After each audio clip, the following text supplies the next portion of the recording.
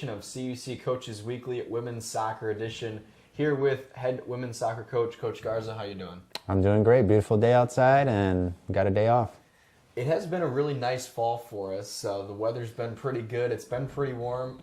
Are you any worried about the cold starting to come around? I'm worried about it for my West Coast and my warmer climate players. The Midwesterners, they'll be cold too, but I don't want to scare away those warm climate state players. Just put on a hoodie. It'll be all okay. Yeah.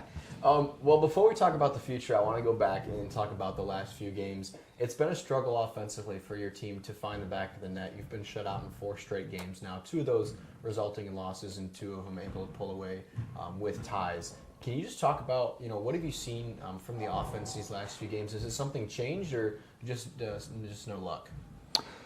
Part of every sport, there's a luck factor. I think for us is just executing the final part of the buildup. We get into good scoring opportunities and we don't cross the ball. We get the cross, we don't have the run. We get the shot, the goalie makes a save, we don't have the follow through. Or we have an open shot, 1v1 with the keeper, we either shoot it right at the keeper or, miss the frame all in general. So I would be more concerned, and what I tell my players is if we weren't getting the opportunities. But like any team, we do want to increase the volume and quantity that we're creating those opportunities, because that's how you're going to win the games. But I think the team has been very good at continuing to push forward, because every game that, like you mentioned, the past 4, we had opportunities. We've gotten corner kicks and things like that. We're just not putting in the final product, which it's growing pains. And the flip side of that is the defensive component. You're 4th in the conference in goals allowed, so the defense has been pretty strong all year. Unfortunately, now you're 3rd in the conference in goals scored per game. Both those are per game stats. And so there's this discrepancy now defensively, offensively. Is that something you've seen, talking about helping on each side? Offense helps the defense, defense helps the offense. Has that been steady throughout the year as well? So we have had more of a focus of the transition component of getting forward, and I think everyone helps defensively. And the old saying is that's defense wins championships, but right now we need to find ways to win games, and that's the offensive component. I would say we defend really, really well collectively, but I think because of some of my strategies, I think that's why our goal differential, I think we could be even higher if there were certain decisions I make in moments where, taking out certain players because I don't want to injure them, things like that. But overall, I don't think it's the defenders per se. I guess players classified as defenders not helping. I think it's just committing to the attack is where we're struggling. Well, let's look ahead here now. We're starting to near the end of the season where we begin the postseason conversation, and right now your team sits in 7th place. The top 8 teams in the NAC will make the tournament. You've got 1 game remaining on your schedule, and that's going to be the rivalry game, the battle for Division Street. You're going to host Dominican. Yes. So if you beat Dominican, you're in regardless. If you don't beat Dominican, you need some help from some other teams across the conference. What's the mindset going into a game like this when you're in with a young team? We have a second opportunity to get into the conference tournament. Last year we were in a similar situation. This year I think the situations are a little bit more in our favor. But Dominican is just the next game in our schedule. We have a very impressive home record, 6-2 at home. The 2 losses to 2 of the top 4 teams in the conference. Dominican is up there, but like you mentioned, it's a rivalry. I know the team is going to be big on making potentially our last home game of the season. So the mindset has just been staying on our path, pushing, and relying on the things that have gotten us here. If you could summarize in just a few words, what do you have to do as a team to pull away a victory against Dominican?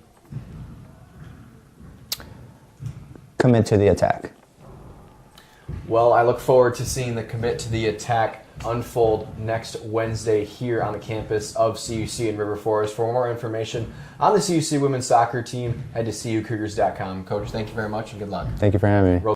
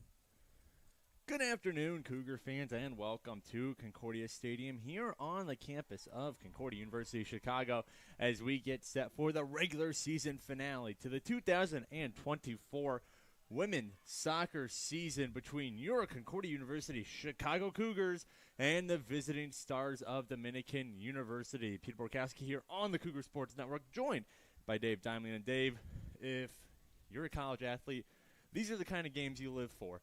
Cougars right on the verge of making the NAC tournament. A win here today would seal the deal, send them back to the NAC tournament for the first time under head coach Eddie Garza.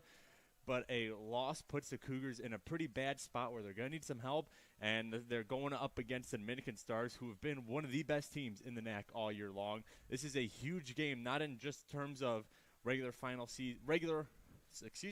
regular season game of the year, but Cougars looking to make some history here, get back to the NAC tournament.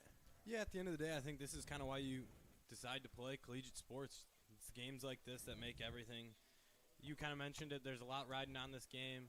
It's going to be an interesting tale. This is kind of one of the days where you want to see, does the cream really rise to the top? And you're going to hope that the CUC is going to be able to come out on top. And they do, fortunately, if you're looking at all the NAC standings and everything, they do control and are in a good spot with a lot of the tiebreakers as well. So with a win, they'd actually jump all the way up to the 6th seed. Mm-hmm.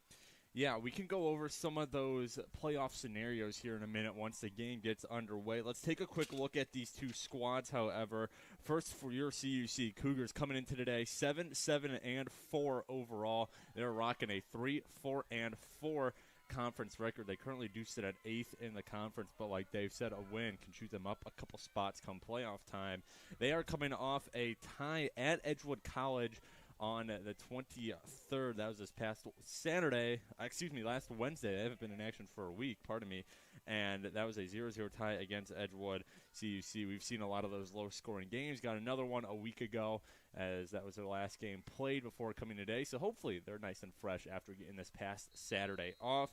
Meanwhile, for the Dominican Stars, they're coming in one of the best teams in the conference. 9-5-3 overall record, 8-1-2 within conference play. That is good enough for 4th place in the conference, but there were 3 one-loss teams in conference play in the NAC this year, and then IIT sits at the very top, undefeated in conference play. So even though they're 4th, Dominican, they are really tied for 2nd if you want to go purely by record.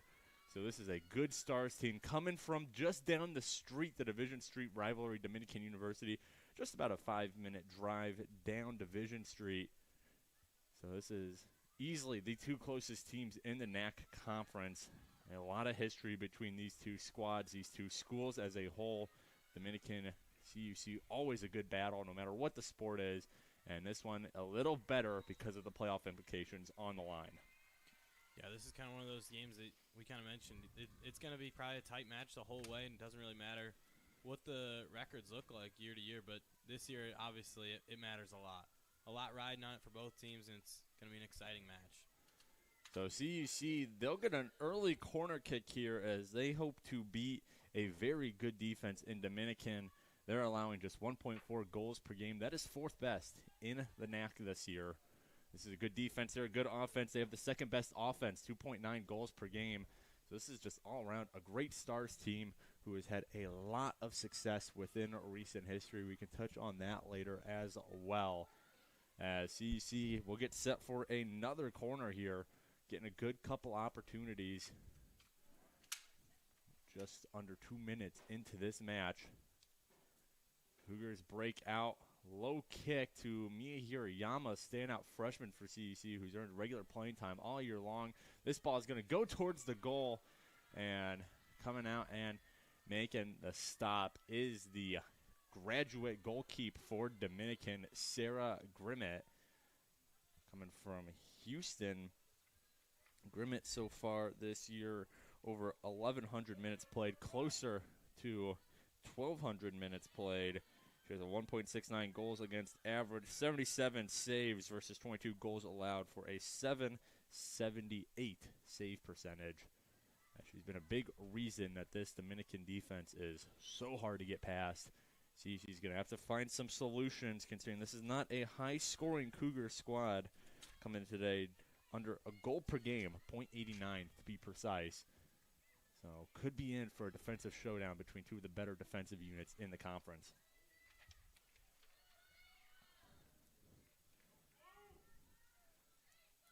When playing at CUC, the Cougars are 6-2 overall, 2-2 when playing at home against conference opponents. Meanwhile, Dominican, a decent away team, 2-2 overall when playing on the road, 2-1 when playing on the road at conference opponents. This is a Dominican team who's had a very heavy home schedule, 6-0-1 when playing at Dominican in a conference play. So this is a Stars team that really thrive when playing at home, and luckily for them, this is kind of a parentheses away game, as all they're really doing is playing at a different stadium. Here's a shot and a goal early. Brooke Sheriff out of positioning and taking advantage of it is the graduate Grace Larson out of Brookfield, not too far from CUC.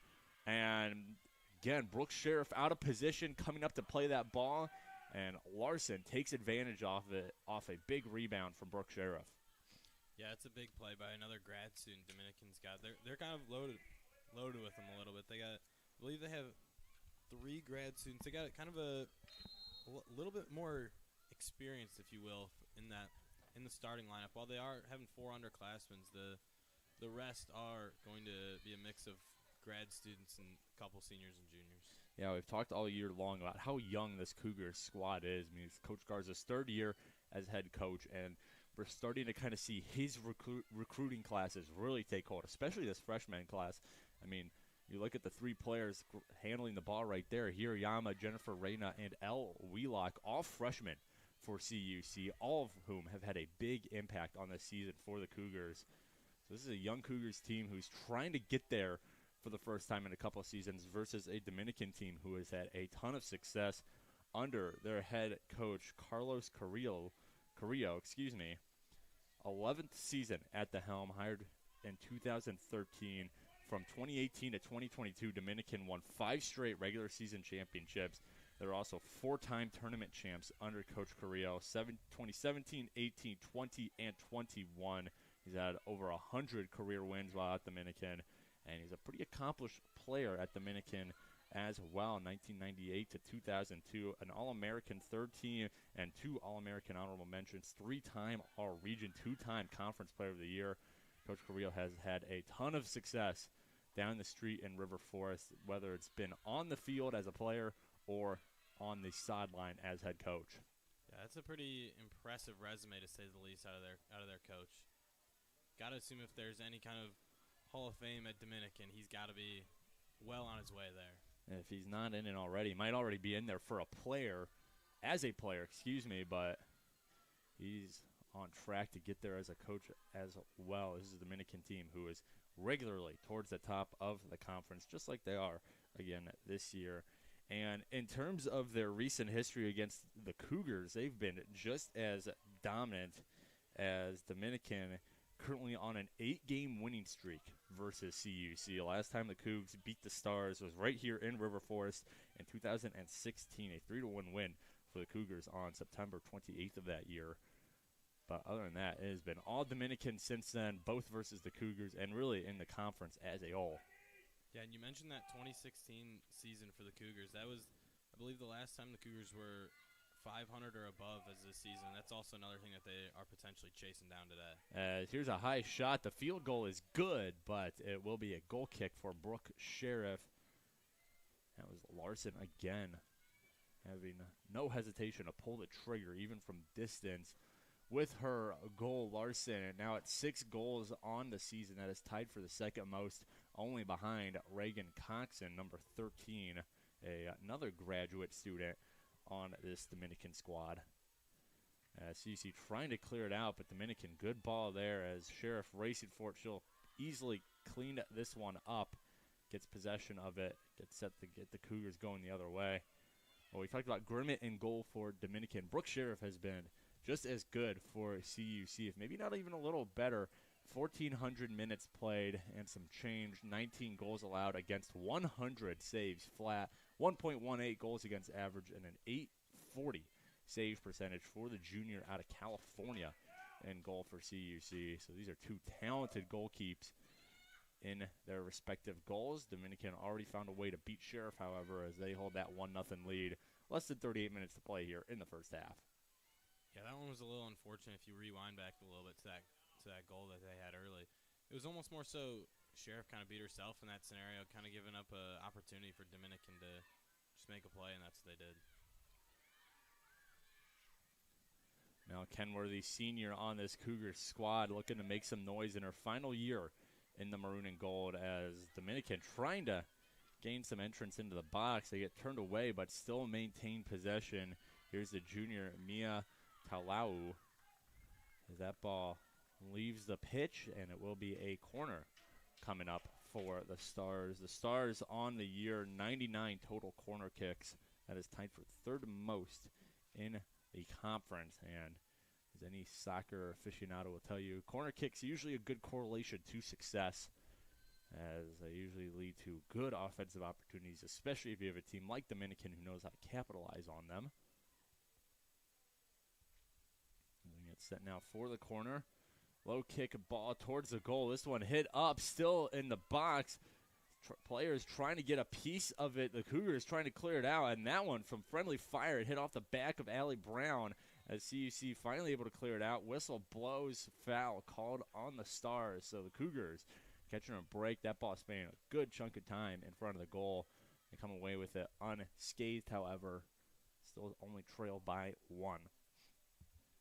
Yeah, just a lot of chaos going on down there. That's something that you don't really want to see a whole lot going on for CUC. That could be trouble down the road. Well, as for the starters for this two teams coming into today, I already mentioned the goalkeepers, Grimmett and net for Dominican, Sheriff and goal for CUC. For Dominican, also throwing out Cameron Klinger, Lauren Mark, number 8, that is Sarah Mutusik, Ashley Hoffner, mentioned Larson already, the goal scorer, Ariana Barney, Presley Coles, Megan Wilty, Mia Talaumu, already mentioned her, as well as Mackenzie Cootie. Las Vegas, their assistant coaches, Sarah Stepanovich, Jeff Halsima, Lauren Zalis, Haston Biddlecom, and already talked about the very experienced and the pedigree of their head coach, Carlos Carrillo. Meanwhile, CUC, they're rolling out Allie Brown, Mia Hirayama, Pamela Saldivar, Valeria Fernandez, Natalie Flores, Sofia Cazares, Mel Kenworthy, Jennifer Reyna, Quetzali Artega Vasquez, and Elle Wheelock. And mentioned third-year head coach Eddie Garza. He's assisted by Shelby Sims, Ben Kurtz, and Cassie Salenzi. As right now, it's all Dominican. Could have another opportunity here, but they're going to get called on offsides. So CUC will get set to go the other way. Haven't had a ton of possession since those early pair of corner kicks, as they're trying desperately to get down on the Dominican side of the pitch.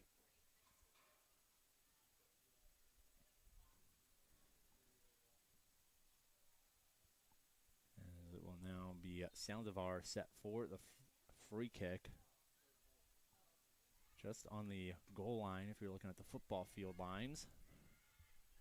That kick makes it just before mid-pitch, knocked it back by Lauren Mark. As Dominican get in control of it again, this ball will go out right into the hands of assistant CUC coach Ben Kurtz. So let's talk a little bit about the playoff implications for this game. And the easiest solution for CUC here is just come away with the win. Going to be a little tough now that you're already in an early 1-0 hole, but if CUC secures a win today, they will secure the 6th seed in the NAC tournament. So not only are you, sneaking into the playoffs, you're getting a decent seed out of it too. You won't have to play the number one or two team right away, as they're going to call another whistle here. I believe a handball called on the Stars. So this is going to be a good opportunity for CUC. Yeah, you could tell right away how everyone knows how big that's going to be. The entire coaching staff and bench for CUC got extremely fired up over the situation. They know how big this opportunity is. And it was in the box, so this is a penalty kick for CUC. A great opportunity to tie this one up. Pamela Saldivar will take the kick for CUC. So handball in the box from Dominican, and CUC Could be one kick away from tying this one up. Saldivar, the kicker, versus Grimmett, the keeper. 33-27 left to play here in the first half. CC, great opportunity to tie it up. Saldivar gets the whistle, runs up, and the kick, and it's a goal! Pamela Saldivar converts on the PK, and CUC knocks this one up at one apiece. 33-27 left to play here in the first 45.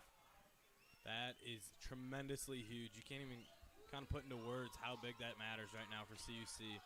It's important because not only did they get punched in the mouth real quick, about 3 minutes in, they're able to punch back right away without even being concerned about it. That's huge for momentum. Yeah, a couple of mistakes on each end of the pitch. We saw Sheriff kind of overplay that ball, get caught out of position, and then Dominican with the penalty in the box allowed Saldivar to convert on the PK. Pamela Saldivar will tie for the team lead in goals now with 3. She's also a perfect 3 for 3 on the PKs this year.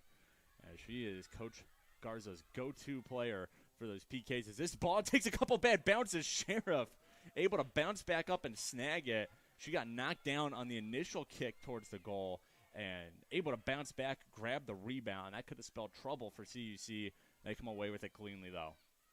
Yeah, one thing to think about, too, is obviously you don't want to count your chickens before they hatch or anything like that, but in the event that they're able to find themselves in the postseason this year, you got to wonder what kind of strategies they might kind of set up for potential PKs down the road, because obviously in the playoffs there has to be a victor to come away with. So if it ends up tying way down the road, obviously, but we'll see what Coach Eddie Garza is going to want out of that too. Yeah, no overtime in the regular season. Whatever the score is after 90 minutes, that is the final score of the afternoon of the game. As for come playoff time, like Dave said, there has to be a winner to move on, so that's when overtime becomes a factor. And with the recent rule changes a couple seasons ago, as this ball will roll into Grimmett's hand, teams don't really get that overtime experience in the regular season. There's no way for them to get that overtime experience. So it's kind of a whole new ball game once you get to the postseason in terms of no ties. Someone's got to come away with that winning goal as long as it may take. As here comes the Dominican streaking towards the goal. Here's Larson, the goal scorer for the Stars. She tries to center it. Good defensive play by Allie Brown as she's able to knock this one out of bounds and give her defense a chance to reset here. As Larson was looking for the freshman Presley Coles out of Eastvale, California. And good defense by the graduate student on CUC, Allie Brown. As for some other playoff implications for CUC, as I already talked about, they win, they get the 6th seed. That is the end of story. If they tie, however, you can see with a tie, they would need a WLC tie and an Edgewood, a draw or loss, and that would be the 7th seed for CUC. They could also secure the 7th seed with a draw and a WLC loss, or if they do lose, WLC loses and Edgewood ties or loses. That'll also be a 7th seed for the Cougars. In terms of the 8th seed, if the Cougars tie, WLC wins, and Edgewood ties or loses, that will be an 8th seed for the Cougs. If they tie, WLC ties, and Edgewood wins, that'll also be an 8th seed for the Cougs. If CUC loses, WLC wins or ties, and Edgewood loses, that's an 8th seed. Or if the Cougars lose, WLC loses, and Edgewood wins, that'll also be the 8th seed for the Cougars. And as for what would need to happen for CUC to be completely knocked out of playoff contention, if they tie, WLC wins, and Edgewood wins, they are out. Or if the Cougars lose, WLC wins or ties, and Edgewood wins or ties, the Cougs are out of the playoff picture as well. So any 3 outcomes of this game, win, tie, or loss, can still result in the Cougs finding themselves in the postseason. But obviously, you just want to take care of business, come away with a win against a tough Stars team, and not leave it up to fate in terms of what WLC and Edgewood are doing. Yeah, obviously that's a lot going on for anybody. Especially as a player, the last thing you want to think about is all the possibilities and whatnot. The easy thing to do is just go out there, play the game, do what you can, and then obviously worst case scenario, they end up finding themselves all glued to the TV tonight, as those games will be going on at 6:45 and 7 tonight. So. Yeah, 6:45, Edgewood plays against St. Norbert, and then at 7, that'll be WLC in action against MSOE. The good news for CUC in that circumstance is WLC, they're playing the number 2 ranked team, the Milwaukee School of Engineering, who they have no chance of getting the 1 seed, but still MSOE wants to secure at least that 2 seed. And as for Edgewood, they will be playing St. Norbert, who is locked into the 5 spot in the conference. So Edgewood and WLC, they are playing quality opponents as well, just like the Cougars. All 3 of these teams vying for those last few playoff spots are playing top 5 NAC teams in MSOE, Dominican, and St. Norbert. But like Dave said, it would just be a waiting game after that point due to those other 2 games being night games starting right before or at 7 p.m. tonight. Yeah, if you want to go super deep into it, obviously, Concordia Chicago is also in a good spot with those kind of games because Concordia, Wisconsin, who's also a top-ranked team this year, they are currently ranked. They're the third seed at the moment, so they're going to be playing their match also at 7 o'clock. But Dominican, they're playing right now, and they take another lead. Good entrance into the box and good goal by who else but Grace Larson, coming away with goal number 2 on the afternoon. She is now in sole possession of second place on the team in goals with 7, as she is trying her best to pick up a Dominican win. And Dominican, they have a chance to jump up to that number 2 seed with a win here today. And obviously whatever happens with the number 2 MSOE and the number 3 CU Dub. So Dominican, even though they are already locked into a playoff spot, they have a chance to go all the way up to number 2, which, of course, very desirable. You get the 7th seed out of the gate, and who knows, if things fall the right way this afternoon, CUC and Dominican, they could be playing each other very soon once more in the first round of the NAC tournament, depending on where they each end up, kind of right in their respective zones, to match up with each other once more in just a handful of days. The NAC tournament would start on this Sunday, I believe. Quarterfinals are actually this Saturday, November 2nd.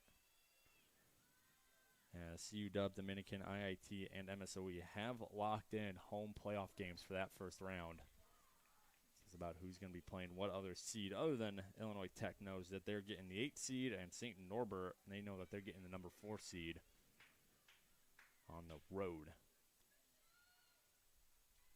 So the Stars, thanks to the foot again of Grace Larson, take a 1-goal advantage back. Larson with 2 goals. And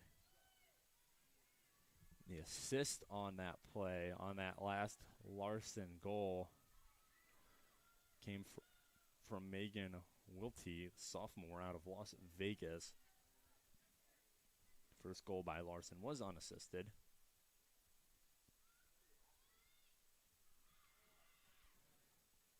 Now Kenworthy gets a piece of that ball. Dominican gets it right back, however. Good opportunity. Ball put towards the goal, but wide right off the foot of Natalia Lopez, Jr., also out of Las Vegas. So Coach Carrillo of Dominican able to get some pretty far recruits onto his roster.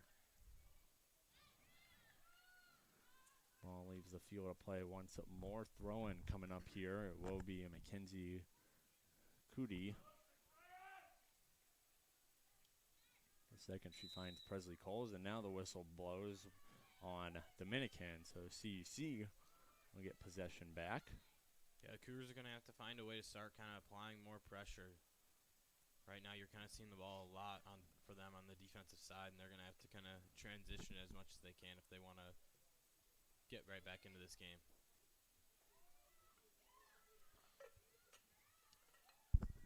It now is Arteaga Vasquez. She hands it off for Allie Brown.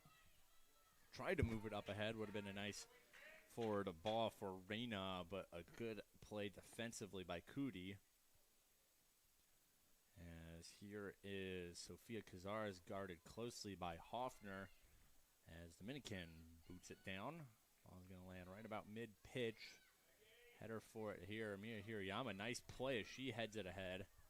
But Dominican once more coming away with possession.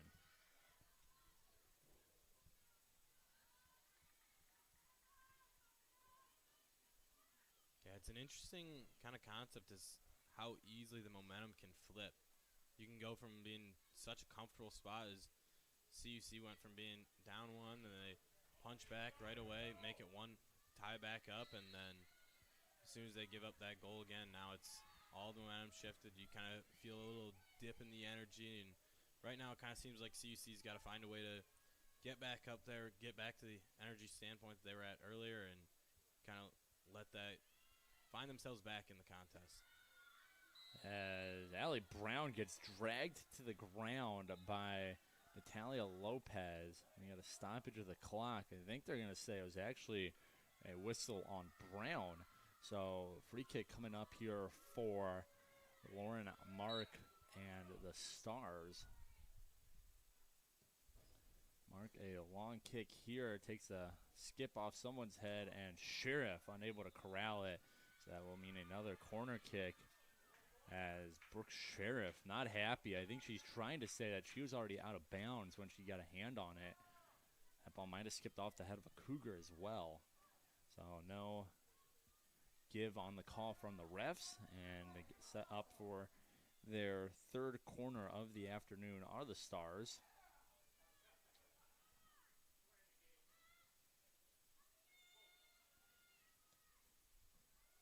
The corner ball knocked back out of the pitch. Last touch by the Stars. So goal kick coming up here for Sheriff. Sheriff rocking the lighter yellow jersey kit, goalie kit with 00 in maroon. Also wearing the face mask as we have seen her do the last couple contests.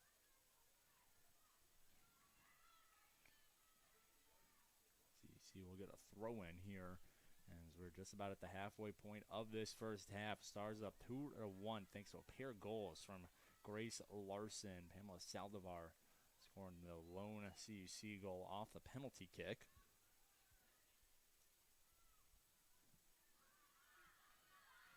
Stars trying to maintain possession. Good chase there by Valeria Fernandez, one of the CUC's captains.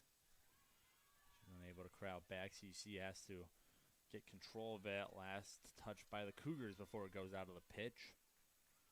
So throw-in here for the Stars right in front of their bench. Another ball knocked out. Last touch by CUC once more. Another throw-in coming up here.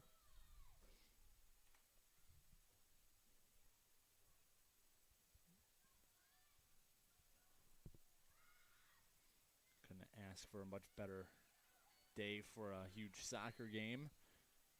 Mid-70s, nice breeze to keep it cool, and a little overcast, so the sun's not too brutal either. Very, very nice weather here in River Forest, despite it being November in just 2 days. Free kick coming up here for the Stars in front of their own bench. Almost every other Star player lined up at the top of the box. 3 players back for defense. As this ball is going to take a knock off ahead. CUC trying to come away with it. Ball kicked out by Vasquez.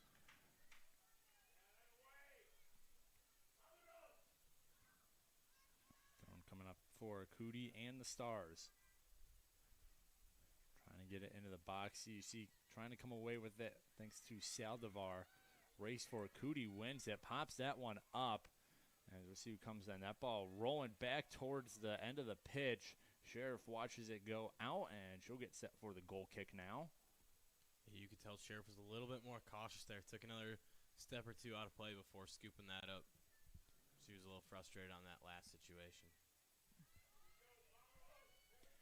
Good attendance here at Concordia Stadium as well for today's game. See a couple other teams showing out for their women's soccer squad, women's basketball, football, all well represented this Wednesday afternoon. Hoping to see the first Concordia team to make the NAC tournament this 2024-25 school year.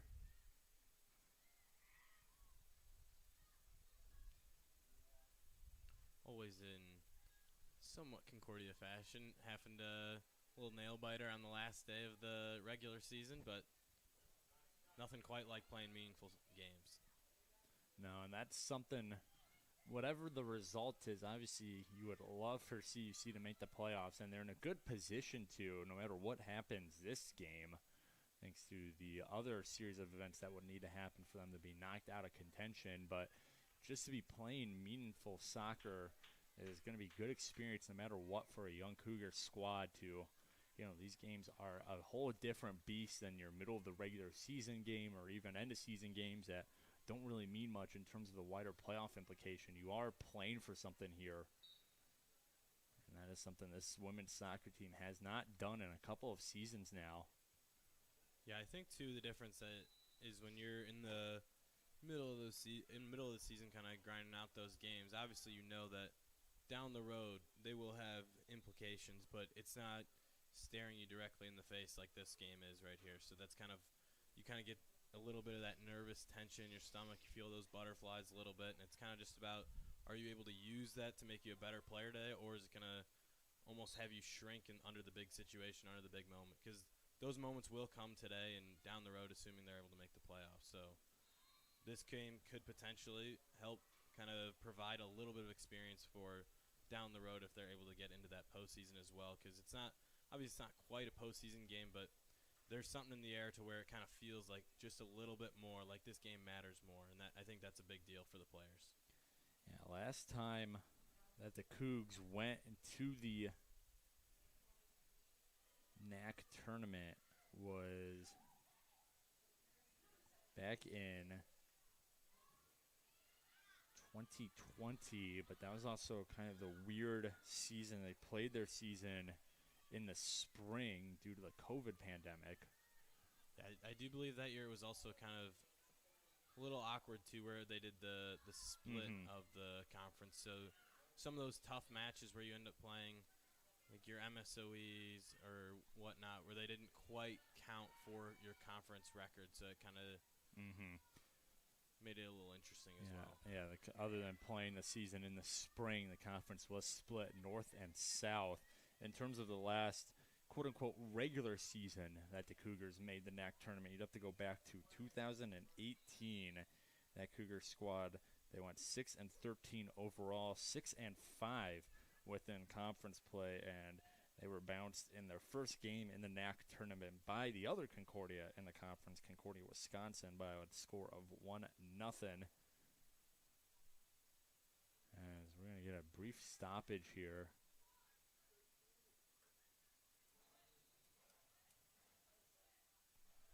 There's a injury on the Stars' part. Everyone up on their feet.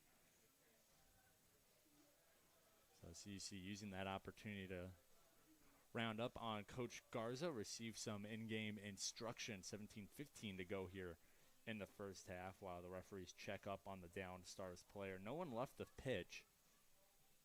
But again, CUC using that opportunity to make some in-game adjustments maybe. See if they can find an equalizer in the last 17 minutes and 15 seconds of this first half. Don't have to worry about going to halftime down by 1, but they got a while to get there. This Dominican has really controlled possession so far this first half. Centering kick here, and that ball is going to keep on going as CUC will collect it in the near corner.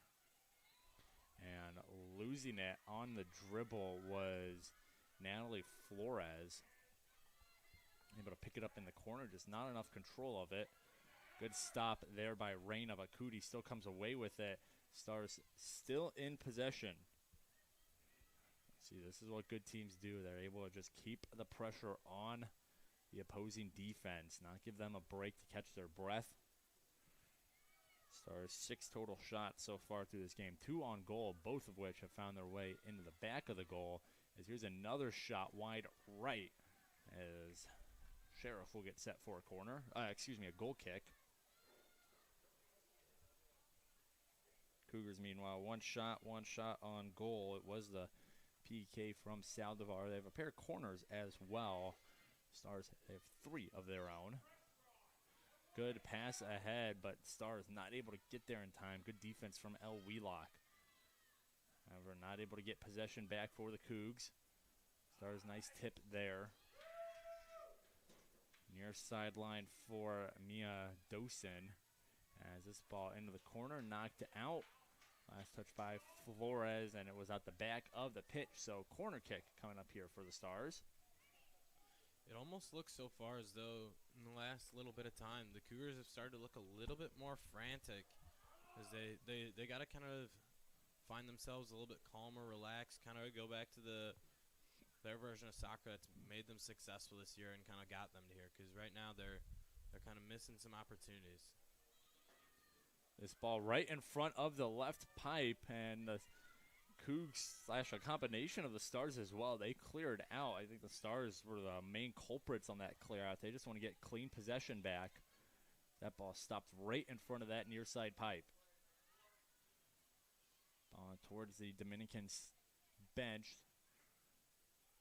Trying to move it ahead, find some space. CUC's played some decent defense, but a little too aggressive there. Whistle called on Mel Kenworthy, a little too handsy on her offensive player. And this is going to be a good free kick opportunity for the Stars, as that ball is about 7 or so yards up from the goal box. 4 Stars currently outside of the box, plus Grimmett, everyone else inside. And breakout once this kick is off. CUC, they have a 3-player wall set up. 10 yards ahead of the free kick. This ball way too high. Goes over everything, and that'll be a goal kick for Sheriff as we hit the 14-minute mark remaining here in the first half. Get some subs. So you see a trio of players coming in as Cazares, Reyna, and Ortega Vasquez leaving the pitch. Yeah, as a Cougar fan, you're kind of just looking for, hoping that those subs can kind of provide that spark, little flair, a little bit of extra motivation, those fresh legs, get them going, hopefully putting them on the right side of the pitch. Stars work with it on the far side. Nice poke there by El Wheelock to get it away from it. Katie Norley, senior out of Sacramento. Throw in now. Back inside the box for a second. Here comes Izzy Fairless now, one of the quickest players on this Cougars roster, not able to control it as it leaves the pitch. Fairless also a member of the track and field squad here on CUC. Suits up for them once the soccer season is done. As Coach Garza loves using Fairless number 7 in white on those sidelines. Get her into the corner. Able to do it there as the Stars back on the offensive. Muscling a couple Cougars off the ball before losing it was Coxon. As here comes Fairless. It's a foot race. She stops on a dime trying to outmaneuver her defender Matusik. And the ball works its way back to the Cougar side of the pitch. They work it to Fairless, however. She's at mid-pitch now. Fairless tried to find Itzel Calderon ahead. There's Matusik. Ball leaves the play. Last touch by Fairless, they rule. Matusik ready for the throw-in. Throw-in here off the head of Wheelock. Works its way all the way back to Saldivar, the goal scorer for the Cougs. Here is Fairless trying to find Calderon, but Calderon, she's been locked up by her defenders. In that case, it was Mark.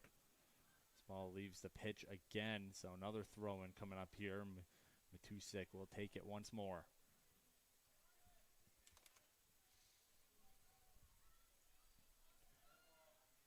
Throw-in stays alongside the far sideline. Ball out once more. They're saying last touch this time by Norley, so CUC will get their chance at a throw-in. This ball spinning. Finds itself in the middle of the pitch on the Coug side of the pitch. As trying to speed ahead with it is Flores. Flores, she leaves it for Georgopoulos. She's another CUC speedster, and she's going to get outmaneuvered here by Ashley Hoffner. Hoffner now puts it ahead. Hoffner, senior out of Elk Grove, California. Dominican just having their senior day this past Saturday versus Concordia, Wisconsin. That game ended in a 0-0 tie for the Stars. So both River Forest squads coming off 0-0 ties. The Stars to CU Dub and the Cougars to Edgewood a week ago.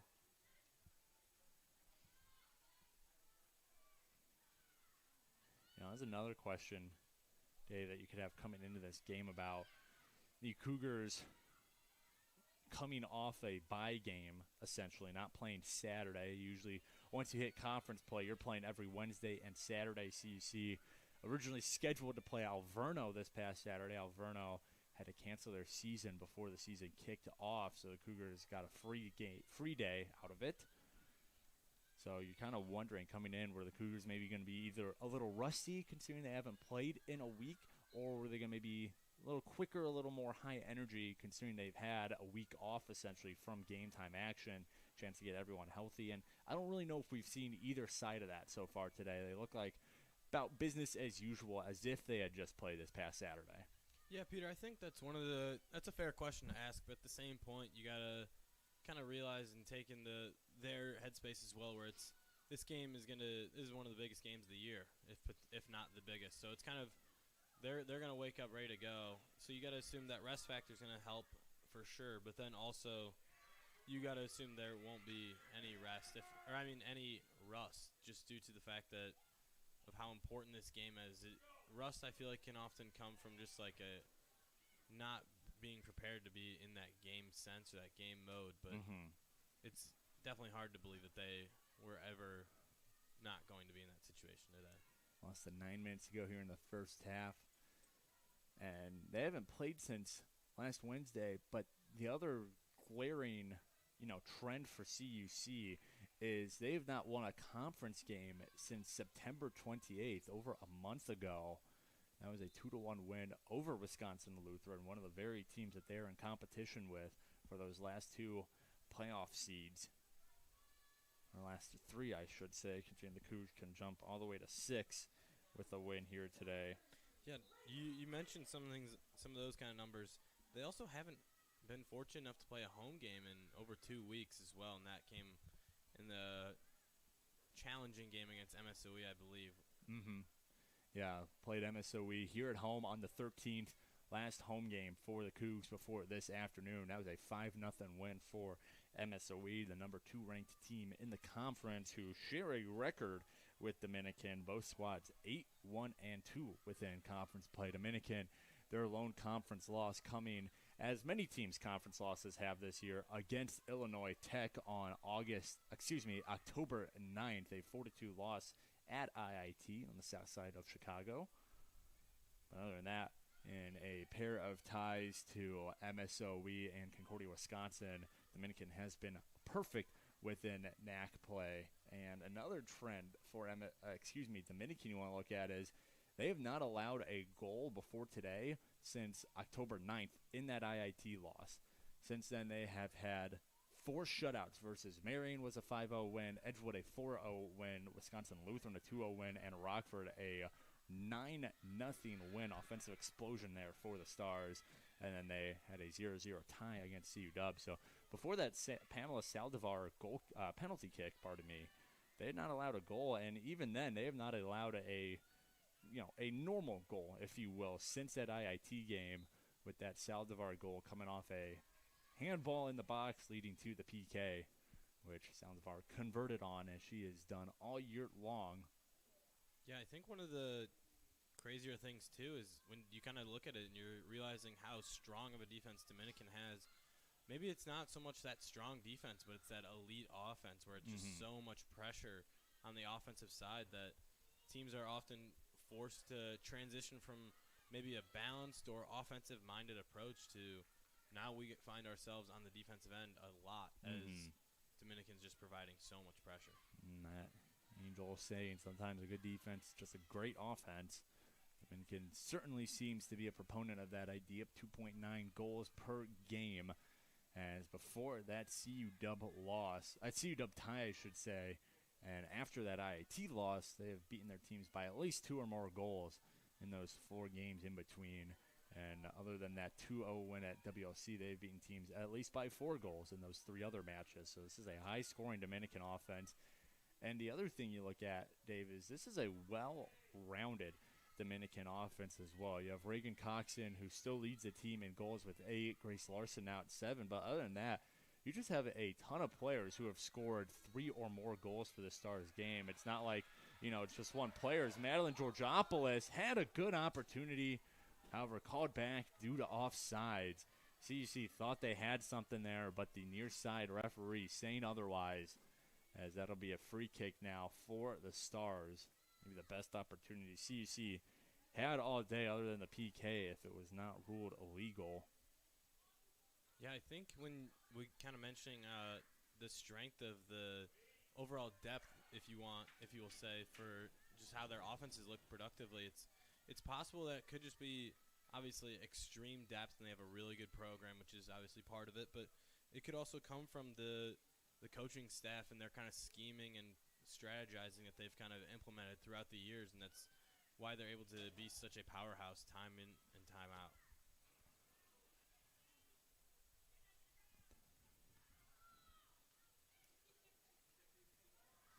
So trying to move it through the middle of the pitch, less than 5 minutes to go here in the first half.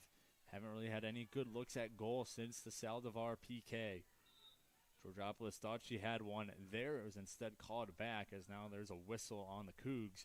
So free kick coming up here for the Stars just on their side of the pitch, right before the 50-yard line on the football field. If you look at the conference goals leaderboard, they do have Coxon, who is ranked 6, but even then she's at 8, which is a good number, but it's not one of those really top-tier numbers in the conference, and just goes to show that they don't need that superstar player to really carry them to victory. This is a team who every player they put out on that pitch is talented, is capable of scoring, is capable of playing good defense, and that's why they've been so hard to beat this year, as just 5 teams, only one of which was a conference opponent, have taken down the Dominican Stars this year.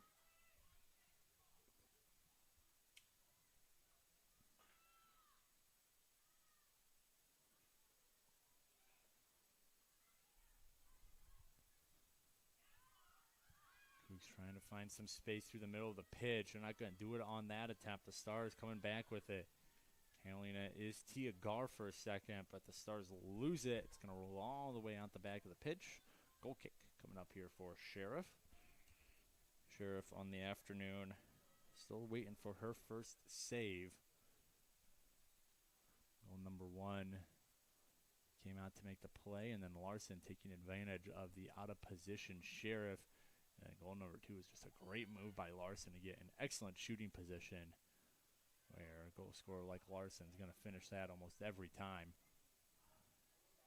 Cougars trying to use Marley Rivera up the near sideline. Rivera, freshman out of Chicago, going to work on Nitty, defender.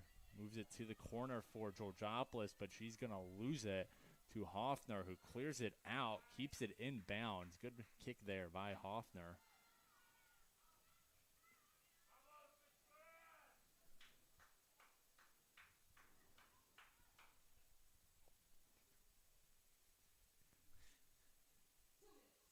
Two minutes remaining in the first half. Get the announcement over the PA system.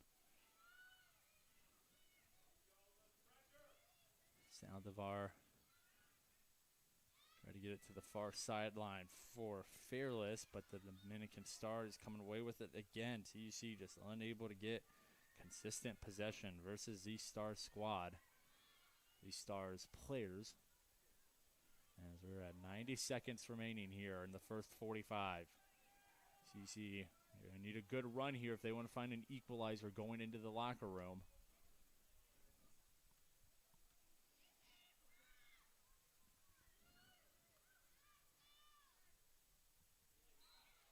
Whistle blows. CC set for a free kick. 65 seconds to go here. Might have an opportunity for one or two more good looks if they can maintain possession. This ball knocked off the head of the Stars defender Rivera, trying to fight for control of it, going up against another 21 in Tia Gar, fellow freshman to Marley Rivera. Gar, another Las Vegas product for Coach Carrillo and the Stars. As the Cougs get a decent throw in here, 40 seconds to play in the first half. Fairless, and that ball knocked out by the Stars defender. Dominican's done a really good job of that in the handful of opportunities CUC's had on the offensive side. As soon as the Dominican Stars kind of have any opportunity, they're doing a really good job of just clearing it out.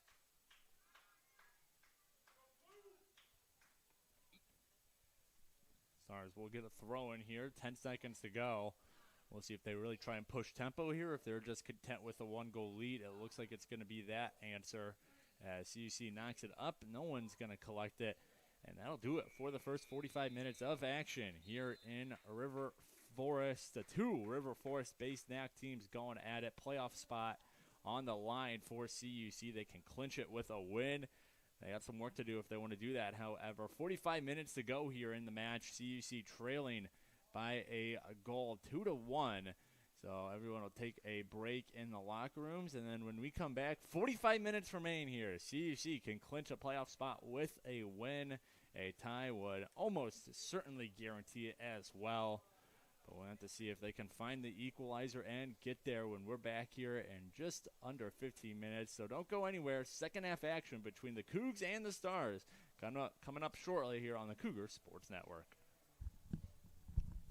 Concordia University Chicago is a Christ-centered Lutheran university where truth, freedom, and vocation form students for lives of influence and service for the common good. Our university offers a wide variety of undergraduate and graduate degree options that are available in person and online. That means we have a program designed for you. Whether you're a high school student, an adult returning to complete your degree, or someone looking to enhance your credentials and prepare for career growth.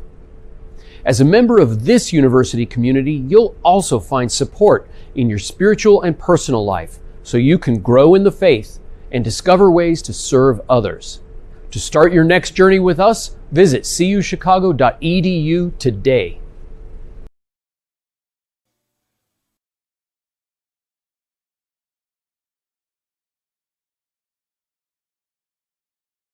I'm a CUC nursing student and choose to stand tall for healing at a university that places Christ at the center and embraces teaching students to live a life fulfilled by purpose and meaning. Concordia University Chicago's new Bachelor of Science in Nursing degree is an innovative and rigorous 4-year program that will prepare you to rise to the daily challenges of a rewarding nursing career and serve a greater cause. Our newly built modern simulation center features 4 distinct spaces, a skills attainment lab, multi-specialty intensive care spaces, a health assessment learning center, and a simulated home environment. Due to our close proximity to many world-class teaching hospitals, CUC's clinical rotations offer an abundance of diverse and real-world experiences. Learn more about earning your BSN at a Christ-centered university today.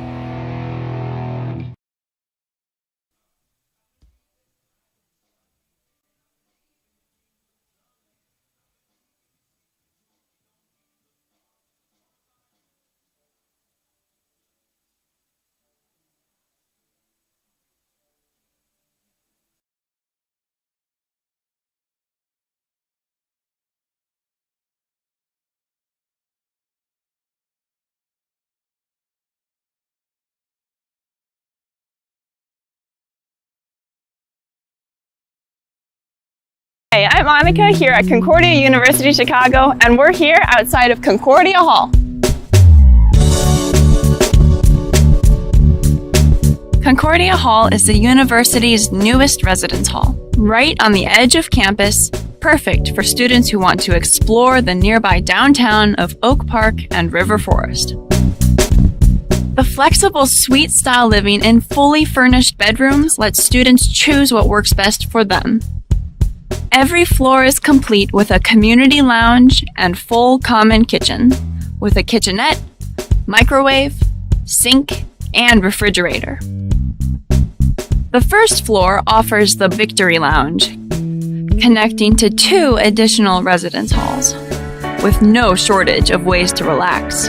You're also right next to an open, outdoor plaza, better known as Victory Lane. So now we're here in Concordia Hall's suite-style dorm room, and this is a really nice place to just hang out and chill. And since it's so big, there's plenty of room to spread out and do your homework and just relax. So now making our way into one of the bedrooms, there's plenty of space in this room for you and your roommate. A lot of times students will move the desks so that they've got their separate study space, but my roommate and I, we get along really well, so we can just work together here in the same space. Sometimes I like doing art as well, as you can see by the painting here. It's a 16 by 10 feet space, and most rooms on campus are 10 by 12 feet, so it's really nice to have a little extra space to work with here in Concordia Hall. So this hall is super close to the chapel and the Kennedy Community Center, which has the new Crossroads Dining Hall, so the location is super convenient. And I really love the city scene too. The location here is the closest on campus to the Oak Park River Forest downtown area, which has a ton of great stores and restaurants. Speaking of the city scene, I adore the view from this lounge because you can see the Chicago skyline right there. Concordia Hall at Concordia University, Chicago.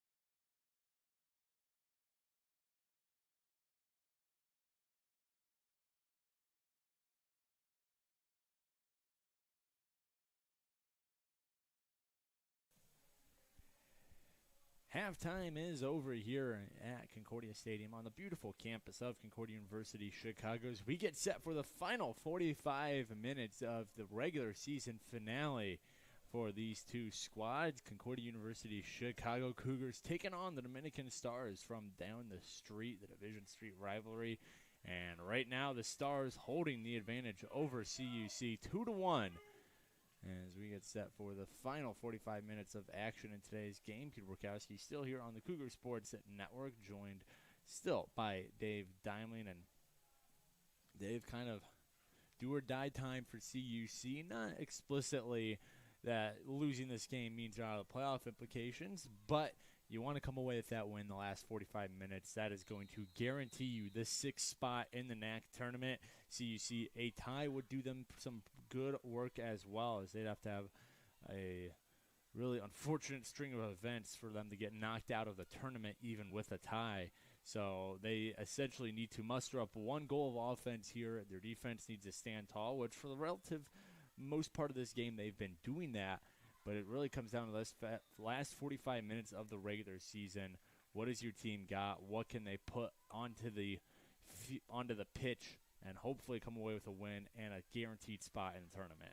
Yeah, I mean, you got to believe Eddie Garza. Coach Eddie Garza did a great job in the locker room, kind of told them what they're up against, given the situation. Kind of understand that maybe they're playing a little tense in certain spots and loosen up, just have fun. This is your last opportunity for some of these athletes to be playing at home in front of the fans. You know, this is kind of one of those sad but happy moments where it's like, obviously you want to come out with a win, but you're going to do whatever you can in this kind of situation. Not only is it important for the outlook of the playoffs, but also, as you mentioned, they've kind of been struggling a little bit more in conference play. Getting a win here, especially against a top of the line conference opponent, it kind of sets you up for the playoffs knowing, hey, we can do this. We can beat these high-leverage teams. It's not just we didn't just get here by getting those kind of easier wins against teams that were struggling. We're also able to compete against the best. Yeah, CUC again have not won a conference game since September 28th versus Wisconsin Lutheran. And they're hoping to not only lock a spot up in the playoffs, but also get some momentum by beating a top 4 team in the conference who's already secured not only their spot in the tournament, but a home game as well. The Stars will for sure host the first game of their first match of the tournament.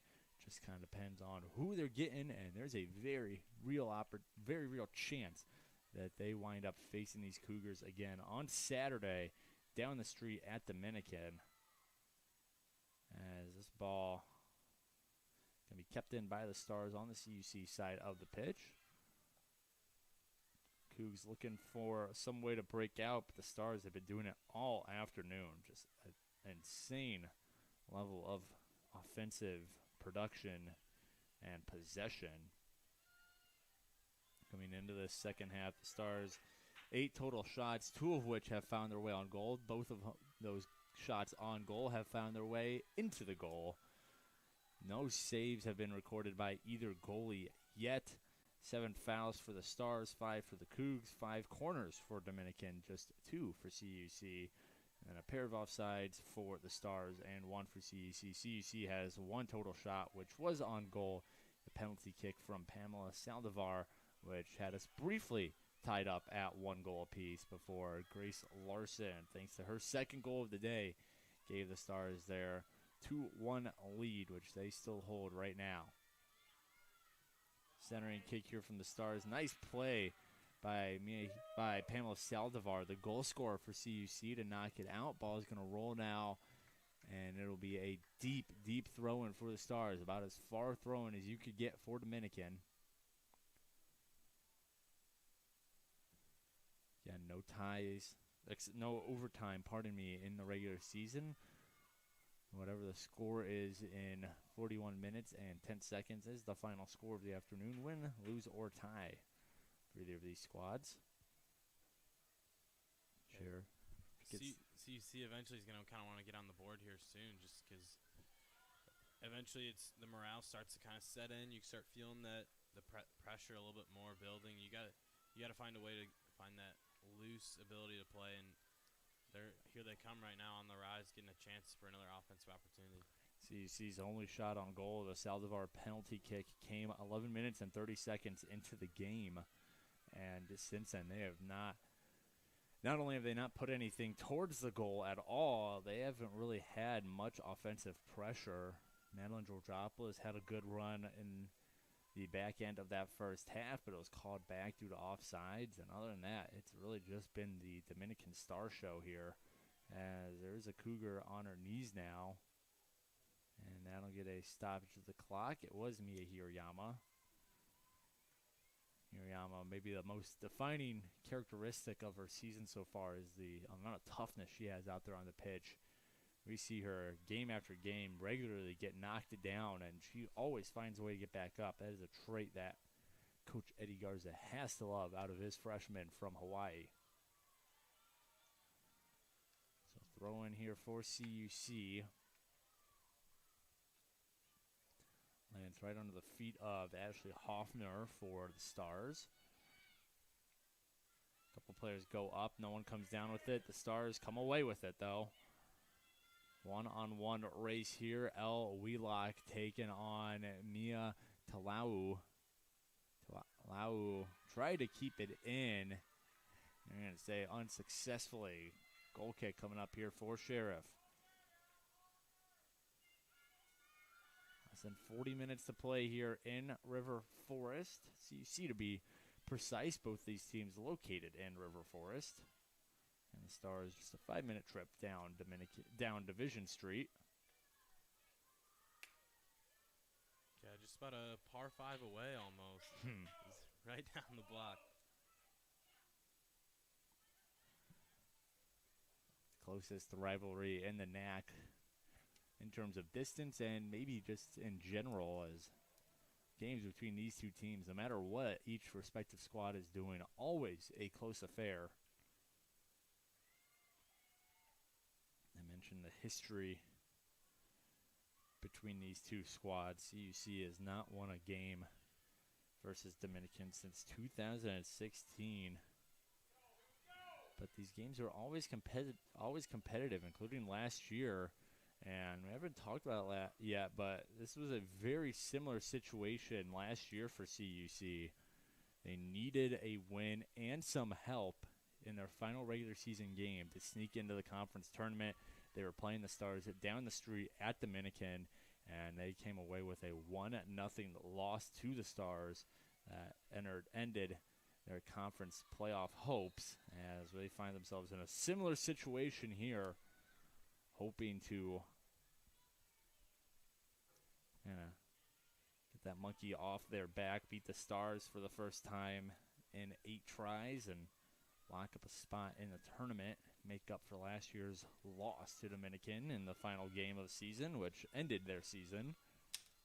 Yeah, thankfully, unlike last year, they don't quite need the win in order to get in, but obviously that's something you want, because not only is it the morale stuff, the potential higher seeding, the main thing too is you kind of take a look at it, that 1 seed IIT, they've put on a display this year, and last thing you want to do is have to run into that buzzsaw in game 1.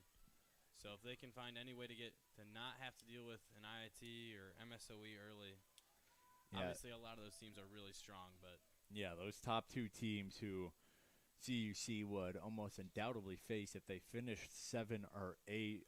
IIT has locked up the 1 seed. They beat the Cougs 3-0 on October 2nd, and then MSOE, who currently holds the 2 seed, but there's plenty of room for movement for those 2, 3, and 4 seeds between MSOE, the Dominican Stars, as well as Concordia, Wisconsin. MSOE took down the Cougs 5-0 on October 13th, the last home game CUC played. So those 2 teams have handed the Cougs their worst losses in conference play. MSOE was their worst loss of the season in general, a 5-goal loss. So anything the Cougs can do to avoid them and maybe play Dominican, who they've played decently well here today, or play the Concordia, Wisconsin Falcons, who CUC lost on a heartbreaking goal just about 10 minutes left in that game on the 19th of this month. That handed CUW 1-0 win over the Cougs. They've played both these two teams well, so if they could match up with one of them again for Saturday, I think that is the optimal situation for CUC as this bouncing ball bounces into the hands of Brooke Sheriff. She runs it up and drop kicks it. And she's trying to kickstart that offense as here they come. If they can go defense to offense, race for the ball, and Ashley Hoffner will watch it roll out the back of the pitch. So goal kick coming up here for Grimmett, who really no work here today. He's faced a penalty kick, let it up, but other than that, no shots faced for the graduate in goal for Dominican. Obviously, it took a handful of bounces, and you got the wind at its back, but you could classify that as a 100-yard boot right there from Sheriff. That was pretty impressive. It's way wide right, but hey, if she wants to add a shot to her season total, which I do not believe she has so far this year, would be pretty impressive, but anything is possible.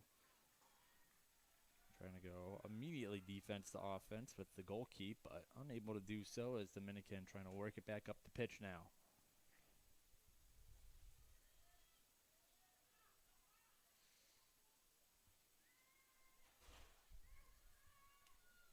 Wind picking up here in River Forest. Just slammed the doors on one of our the broadcast booth we're in right now. It's been windy all day. It was windy last night too. But other than that, it has been unusually warm for a late October week here in River Forest. We're in the high 70s, close to 80 almost.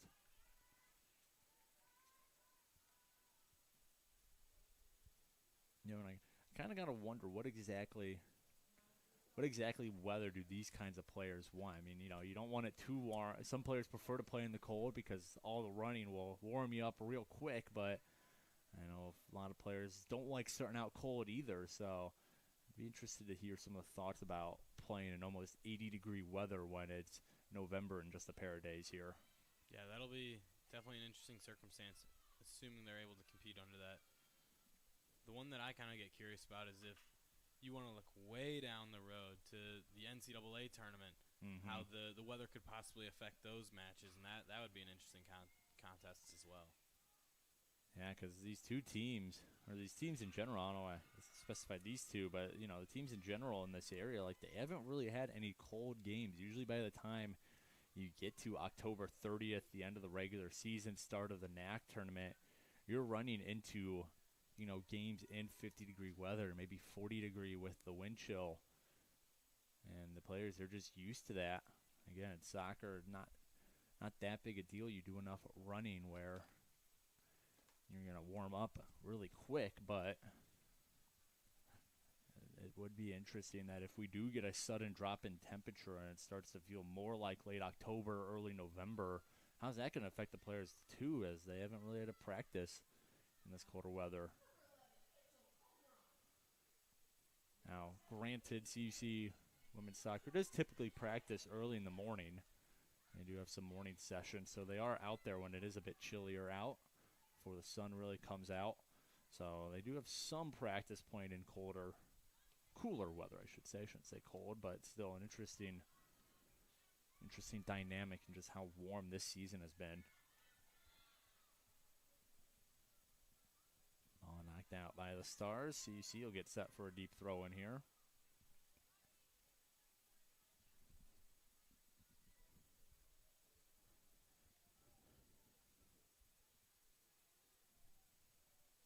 Lands at the foot of Fairless. Centers it. I think everyone kind of stopped playing for some reason. The Stars cleared out as they have a fleet of players doing some stretches behind the bench, likely just to stay warm, stay ready. As we haven't seen Coach Creel make too many major subs here. This ball is going to be knocked into the corner. See if the Stars can get there first. As Natalie Flores, a good race, boxes out her opponent and does so successfully. Gets a turnover there. Yeah, a lot of physicality between these two teams. You've been seeing a lot today. And the refs overall haven't been too whistle happy. So it's kind of making it interesting as well for just to see how far away they can get, how much they can get away with. Excuse me.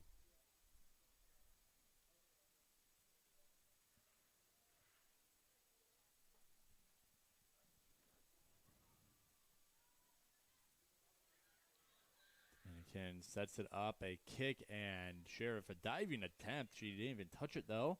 That ball rolls out. Yeah, it looked like she realized that wasn't going to be on the frame at all, so she figured she'll just let that one go. No need to give them an opportunity with the ball again.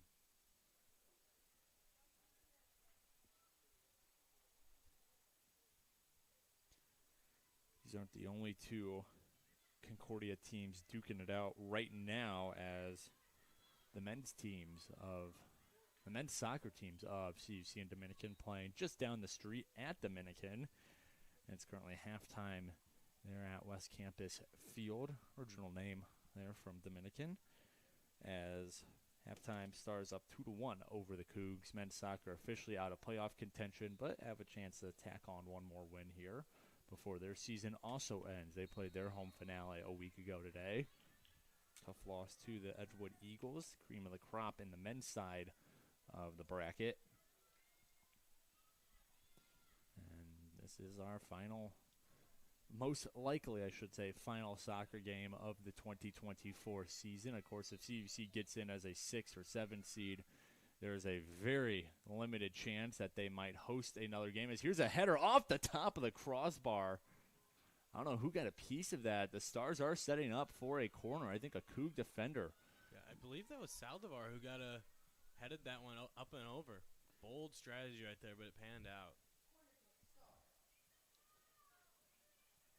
It does result in a Stars corner, though. 6th corner of the day for the Dominican squad. Kick is up, and it takes another header, and just wide right of the goal. Coug defender got a piece of it, and then getting the header wide right of the net was Megan Wiltie, the sophomore out of Las Vegas. Go figure, another Las Vegas product on Coach Carrillo's team.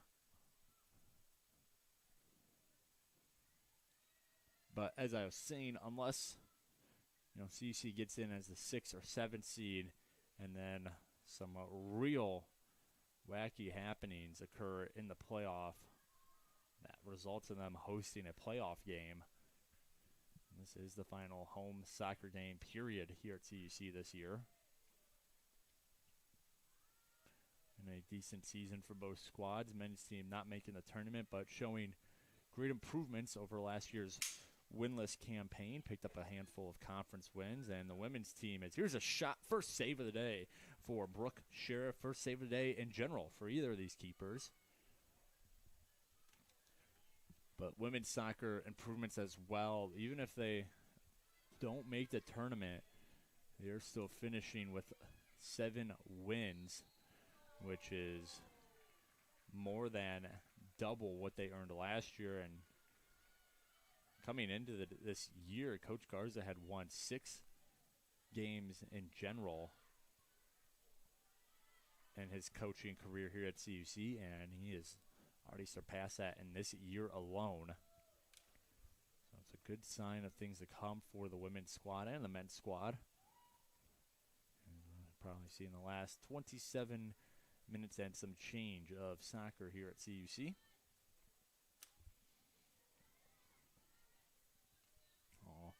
All fall sports coming to an end shortly here at Concordia. And soccer completing their season today.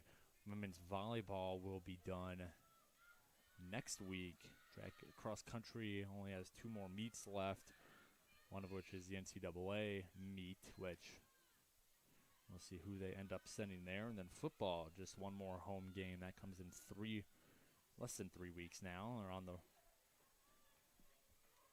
in 3 weeks, got a bye this week, then travel to CU Dub the following weekend, and then wrap up the season here at home that next weekend against Benedictine.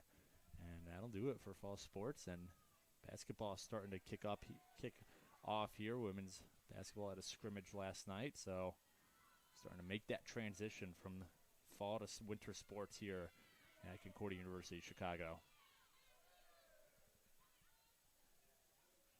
But we'll see if women's soccer has a little more to say. A win here today, they are for sure in the tournament. Tie, they have a very good chance, and a loss, they're going to need some help, but we're going to have to see what happens between the WLC game tonight as well as the Edgewood game, as those are the two teams who could possibly jump the Cougs for those final seeds in the tournament.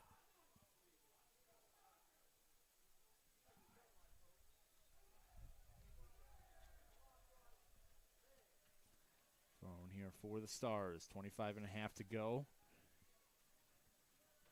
Play there by Sound of R knocks it out. Another throw-in coming up here for Dominican.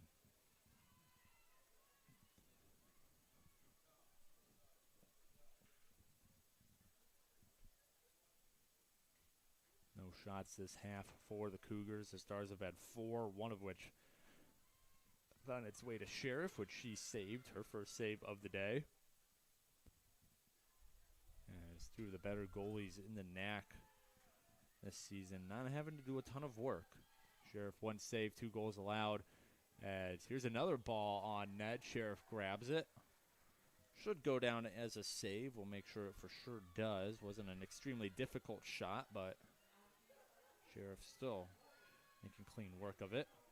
As here's a ball ahead, rolling ahead. Grimmett comes out and makes the snag. Izzy Fairless was in hot pursuit, but Grimmett trying to get her team set up now, able to make the snag, and her team going the other way. Yeah, I haven't heard her name a whole lot today, especially in the second half. CUC's going to have to change that, though, if they want a shot of finding that equalizer. And funny enough, this has been a Cougars team that is, they're very good at taking advantage of limited opportunities. I mean, this offense, I wouldn't go as far to say that it's been a good offense so far this year, but they are, despite averaging one of the lower marks in the shots on goal category, they still find themselves at 500 overall and just one win short of 500 within conference play and on the doorstep of a conference tournament appearance. To be more exact, CUC 138 total shots on the season, as that is 12th in the conference. That is the second least, only to Benedictine. But again, they have somehow, thanks to a strong defense, a strong goaltender, they've clawed their way to the doorstep of their first conference appearance in quite a number of years. Yeah, it's one of those kind of situations where, at least this season, that's not something you want to find yourself with as Benedictine's soccer team this year, as unfortunately, they have not won a match yet this season. They're 0-12-6, so surprisingly enough, they're rather at the bottom of the conference, and we're finding ourselves competing for that, one of those last few tournament spots. Yeah, that Benedictine, usually a good program all around. All of their teams are talented at the very least, but as Dave mentioned, their women's soccer team currently sitting second to last in the conference. No conference wins in general. This has just been a really out of sorts year for Benedictine in that regard. Aurora too. Aurora, usually a very strong club. They only have one conference win this year, so there's, you have your usual powerhouses of IIT, MSOE, Dominican, who's always strong, but those usual other strong teams like Aurora and Benny just not getting it done this year. Here's a stop by Dominican and a shot. Punch by Sheriff for a save. Ball still in front of the goal, and the Cougs able to clear it out as Fairless unable to save it from going out of bounds, but nice save there by Brooke Sheriff, keeping this at a 1-goal game.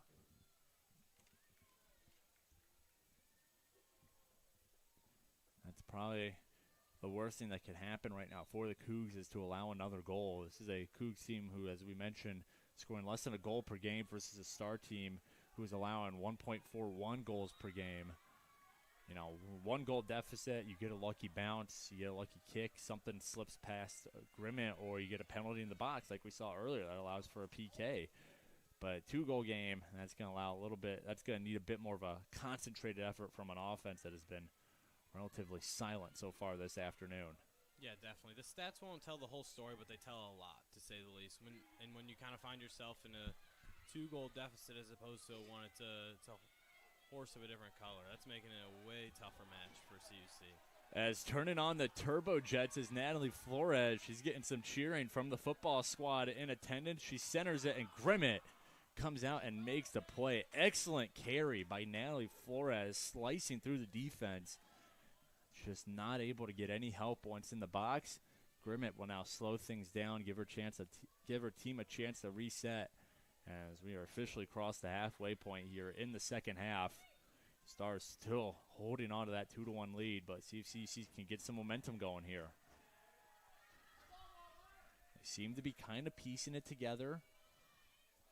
Maybe finding that last bit of juice, knowing that they can walk away with a win. They're for sure in. If they walk away with a tie, there's a very good chance they're in as well. Near sideline for Katie Norley. Norley moves it back. That was Matusik handling it. She gets it back now. Ball rolling towards the corner, redirecting it out was Wheelock. She'll give her team a chance to reset. Pair of subs coming in here for the Stars. 19 and a half to play here in River Forest.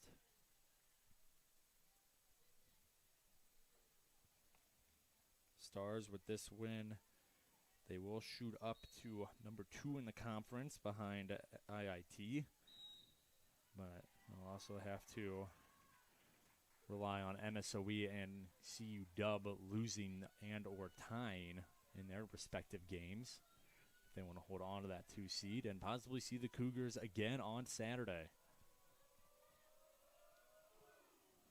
Kick here from Saldivar. Long kick, takes a couple of bounces. It ends up at Hoffner. And Allie Brown, good redirect here. Allie Brown might have a chance. And whistle called, and it is offside. Allie Brown is up in arms, as are the Cougar coaches, as boos rain down from Concordia Stadium.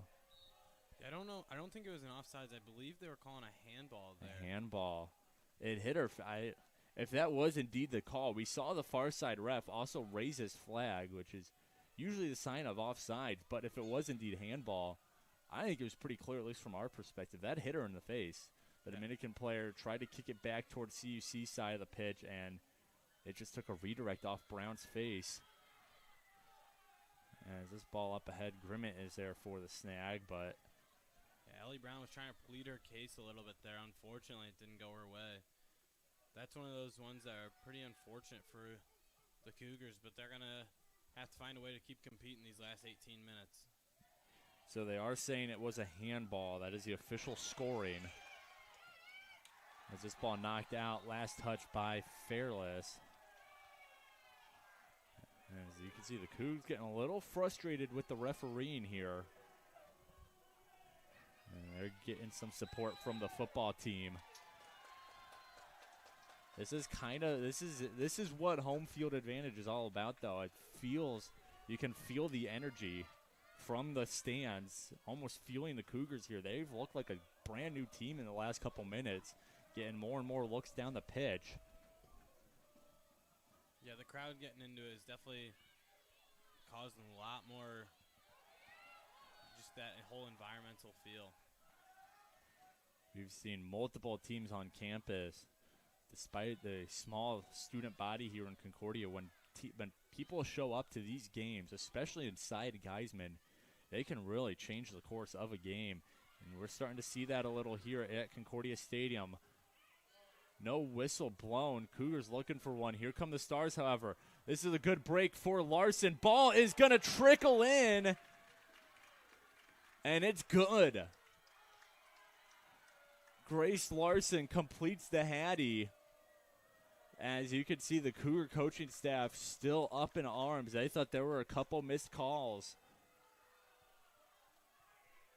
And any momentum CUC just had that we were talking about just wiped off the board. Grace Larson, goal number 3 on the day, as she gives her team a 3-1 lead here. 16:38 to go in the second half. Yeah, you wouldn't quite call that a dagger by any stretch with 16 and a half left, but that one is going to do a whole lot more than sting. That one leaves a pretty tough mark on the scoreboard. So CUC, they're going to have to really put the offense into overdrive here. Like I said, brand new game now that they're down by 2, down by 1. We saw the Cougs start to do it. They were just kind of kicking the ball down the pitch. They were hoping for breaks like we saw Allie Brown have, where maybe a lucky bounce here or there, a redirect gets you a breakaway. They're starting to do that a bit more and just hope that they could find a lucky goal here or there. But now that you're down by 2, you're going to need a bit more focused offensive production. Can't just rely on a lucky break, because you might get 1, but you're unlikely to get 2 and find an equalizer. Ball in the box. That's going to be kicked out by Lorena Jaimes, senior out of Berwyn.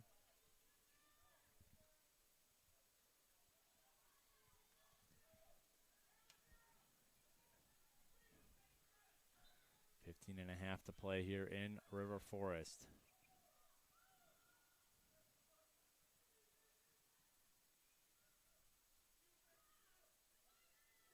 Ball kicked out again by Jaimes, so another throw in here for the Stars.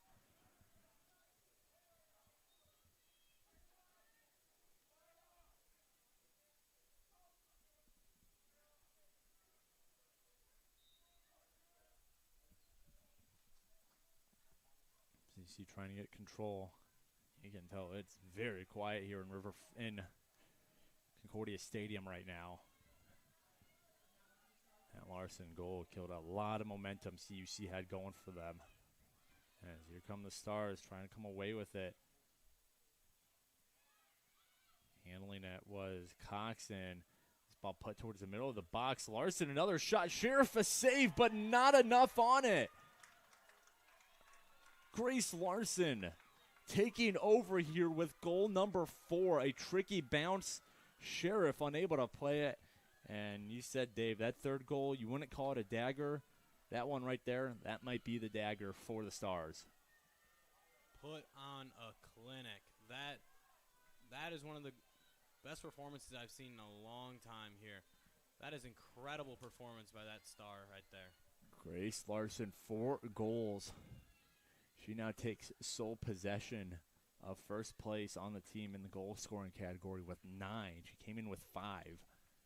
You know, wonder how Reagan Coxon's feeling in that friendly competition. Thought she was going to walk away with a regular season goal lead, and here comes Grace Larson with a 4-goal day. You take her out of this match, it's a 1-0 game for CUC. That's how dangerous Larson has been. And we talked about the difference in experience coming into this afternoon day, but I mean, Larson's a graduate student, and that is something that experience brings, is that ability to step up in big-time games. Larson, she's been around for a while. She's been on good Stars teams for a while, and she's shown that ability here. Her team wanting a win to hopefully shoot up to that number 2 seed. What does she do? She comes in, puts 4 goals in the back of the net, and likely just sealed the deal for her Stars squad. It's incredible as well that they're letting a lot of these starters still ride for the Stars. That a lot of those players are still in. Who knows? Grace Larson might go for goal number 5 at this point. This is just an incredible performance by her. And she's still got 15 minutes left to go.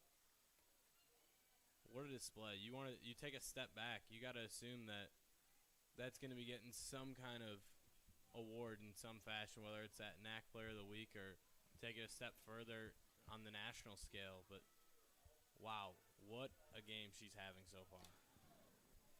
In terms of where it stacks up with some other impressive games in the conference this year, she does tie the most goals scored in a game in conference play so far this year, or among conference players, I should say.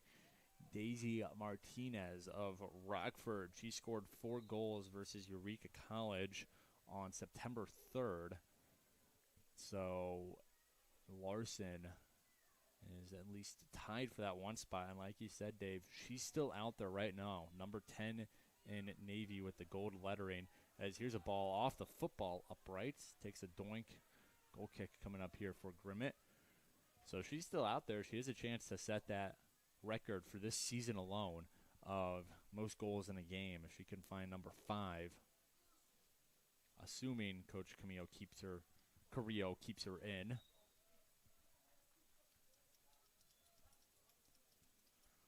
That's also what you want to see. One of your top goal scorers getting hot right before conference time on Saturday.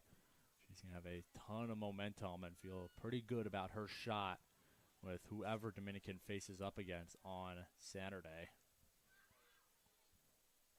Meanwhile, Coach Garza starting to get some different faces in there. Not exactly, throwing in the white towel, throwing up the white flag, but maybe trying to save some of those major minute getters for conference time if CUC can now sneak in there.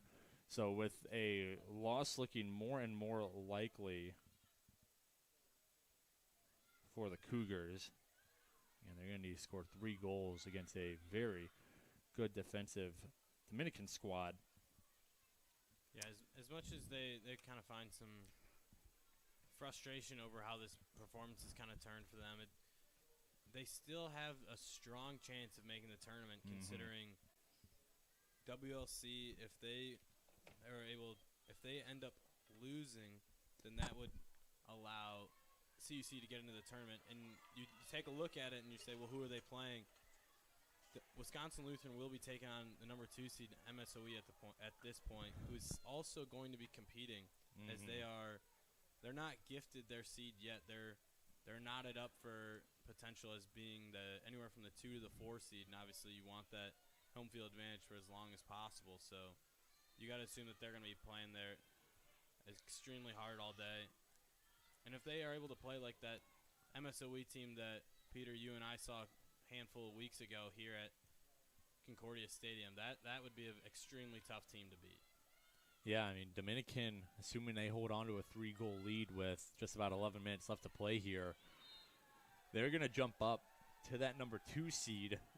And if MSOE wants to retake it, they need a win. They can't come away with a tie. They would still be below Dominican points-wise.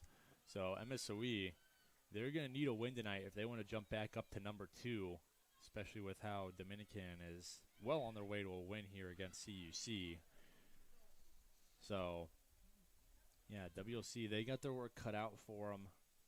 And then Edgewood, they're playing the 5 seed St. Norbert. St. Norbert might take it a little easier. They are locked into that 5 seed. They can't move up. They can't move down.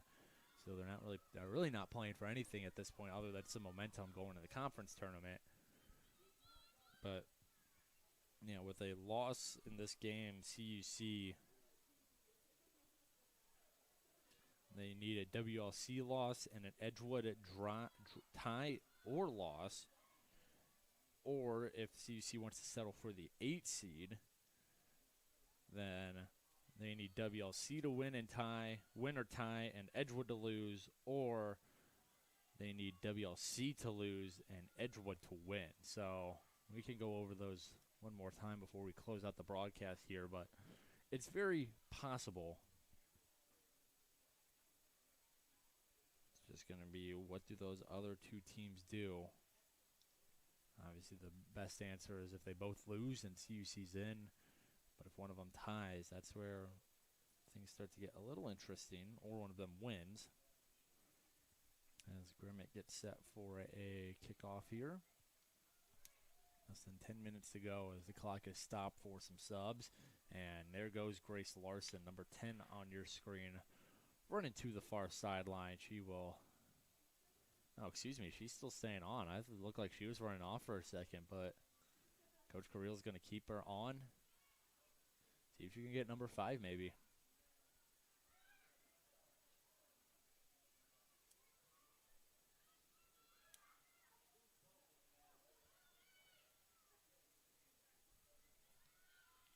things that you kind of have to wonder as a for CUC and Coach Garza, what the kind of approach changes are going to look like, considering they've kind of struggled a lot against those more developed, stronger teams in conference, and obviously you're going to have to find a way to slice your way through the tournament, assuming they're able to get in, which, I mean, obviously that's all you can hope for at this point for Coach Garza and his CUC team. That they've had a great year so far, but obviously they hope it's not over. What kind of changes they're going to make, and those are some of the toughest ones too, because you're obviously dealing with the best of the best, and you make one mistake, and that could be the end of your season, given that it's only single game elimination. I will say, if they do end up playing Dominican again on Saturday, I think one key change is going to be whenever Grace Larson gets the ball, stop her. That's probably going to be a pretty good game plan, considering she scored all 4 goals here today for Dominican. But that is a good point. You kind of look at these top-tier teams. Number 1, IIT. The Cougs lost to 3-0. Number 2, MSOE was that 5-0 loss. CU Dub was that heartbreaking 1-0 loss that the Falcons took a lead late in that game. Number 4, Dominican has been the Grace Larson show. They're up 4-1. Number 5, St. Norbert, the Cougs lost to 2-0. Number 6, Marion, they've secured themselves a playoff spot. That was a 2-2 tie between the two teams. And then you get to number 7, WLC, who the Cougs beat. Cougs are number 8 right now. And then you get number 9, Edgewood, who CUC tied with. So, I mean, basically from that 5th seed in St. Norbert up, the 4, 1, 3, 2, and 1 seeds, the Cougs have not beaten any of those teams. Yeah, that would be a pretty challenging gauntlet that they'd have to find their way through that kind of maze if they wanted to end up winning the tournament overall, because they would have to end up beating all those teams that they had not beaten thus far. You know, and that's where coaches really earn their keep as well, is those adjustments. I mean, the tough thing about, you know, the college season compared to, you know, the professional seasons is, you know, besides the NFL, you're only seeing these teams once per regular season unless playoff time comes up. MLB, you're getting teams a couple days in a row. NHL and NBA, you're playing teams regularly, you know, over and over again. But for these college coaches, like, they get one chance to replay a team if they make the playoffs. So it's really going to be about where do those adjustments come in? Are they able to make adjustments? Especially a game like this where you may be playing Dominican again in just 3 days. Yeah, not only is it kind of the coaches' adjustments, it's also the players' adjustments. It could be just a simple mindset kind of change. If you want to take a second and think about the Miracle on Ice, they don't have to beat them 10 times. They just got to beat them once. That's all that matters. Beat them once, and then you don't have to deal with them ever again until next fall, of course. Yeah, and playoffs are just a completely different animal. And as I kind of said towards the start of the broadcast, for a young CUC team, if they get in the tournament, whether they win, you know, whether they go far, whether they win a game, whether they don't win any games, it's just going to be a good experience to get there, because so many important pieces of this Cougar squad will be back next year that they can say, hey, we have a playoff game under our belt. We know what it's like to compete in that game. We know what it's like to compete in a game like this where, you know, you're fighting for a playoff spot the last game of the year, playing meaningful soccer. That goes a long way for development of a team, and that's why it's so hard for young teams to go far in their first year together, is because they don't have that experience of playing in games where one mistake could end your season. Yeah, that is one of the interesting topics, too, as to how much do you truly believe that the experience matters, because on one side you can think that obviously it's everything when you see a lot of these teams that have been here year in and year out. It's obviously due to that experience. But then when you see a young team who is able to come around and compete, you're able to kind of think about the ignorance is bliss side of it, where they're just so unknowing of the pressure situation, and they aren't quite aware of how much it actually means to the situation that it won't affect them. So far, that has not looked like the case yet for CUC, though. So 5 minutes to go here in the second half. Dominican well on their way to a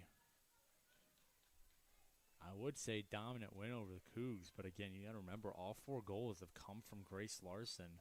I mean, Dominican has played great team defense. CUC up to this point just 2 total shots, 1 on goal. But other than that, offensively, it's been the Grace Larson show. 4 goals and an assist from Megan Welty, as well as 2 assists from Reagan Cox. And so you see they're getting their shots from Mira Hirayama and then Pamela Saldivar. Her penalty kick finding the back of the net for CUC's lone goal so far this afternoon.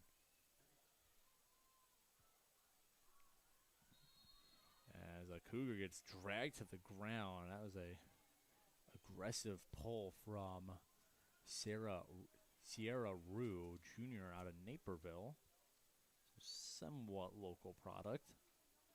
This is part of in these final 4 minutes, this is kind of an interesting situation where the game has pretty much all but been decided, and both teams are obviously looking forward to hopefully competing next week in spectacular fashion. The last thing you want to see for either team is have, gosh forbid, that like any injuries are to occur, then it would put them in, both of them, in a tough spot, considering, especially in the situation where the game is no longer in the balance. The game has already pretty much been decided, so you got to hope that they're obviously it's hard to be aware of that kind of situation when you're making these plays and whatnot, but because obviously you're just competing, but that would be one of the fears for right now. Yeah, look to avoid injuries or look to avoid red cards too. I mean, that was an aggressive foul from Sierra Rue. No card on it at all, but you get a red card. Not only are you done for this game, you're done for the next game too. Grace Larson finally checks out, getting her roses from her coaches after that dominant performance. Corner kick here. Hits a Cougar on the near post. So another corner coming up for Megan Wilty. She's got one of the assists on one of the many Grace Larson goals. As Wilty, it's just going to be a pass play here. A little give and go back to Wilty. She's being pressured by Calderon as Wilty now puts it towards the box. Allie Brown heads it away, and that was really, that feels like a really big turning point now that you look back on it. Is that Allie Brown handball, which we haven't reviewed the tape up here yet, but was kind of a questionable handball to begin with.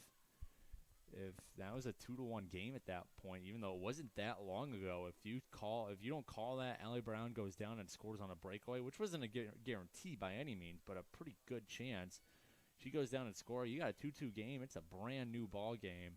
Who knows if Larson gets another pair of goals? So, yeah, especially with the grad student Allie Brown, I can't imagine Coach Garza wants too many other players, if any, on that roster that they'd rather have in that situation on that breakaway. As Grimmett comes out, a couple players topple over each other. And things going on all over the pitch. Number 12 for Dominican, Natalia Lopez. She took a rocket right into the gut. You could see her still kind of gathering her breath. Number 12. As now she seems to be back on the ball, literally playing defense. Not able to get a stop there as we had the 2-minute warning over the PA system. About 90 seconds to play here in the game. Nice catch there on the end line. Pair of bleachers, couple men's basketball members sitting there.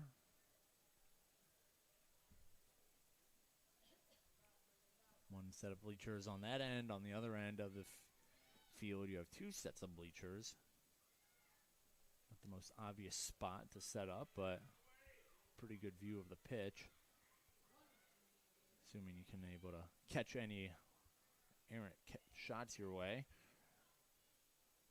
Less than a minute to go here. 50 seconds to be exact. Dominican trying to get control, or stay in control, I should say. This ball out. Last touch is ruled on Dominican's number 20, Katie Norley. As that clock continues to wind down. Well, give and go here between the Cougars. Wilty trying to come away with it. Valeria Fernandez loses at Wilty as Dominican. They're playing hard here to the buzzer. Not seeing any kind of rest from Coach Carrillo's squad, trying to get as much momentum as possible going into their matchup on Saturday versus whoever they end up facing. As the final countdown starts here over the PA system.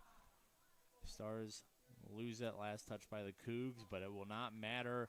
Clock hits 0, and that'll do it. Last regular season game for CUC this year, and they drop it 4-1 to the Dominican Grace Larson, scoring all 4 goals for the Stars.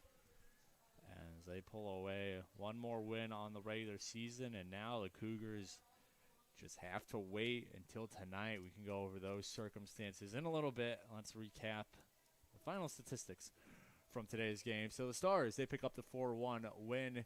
They improved to 10-5-3 overall, finished 10-5-3 in the regular season, finished 9-1-2 in conference play. They currently sit at the number 2 seed now.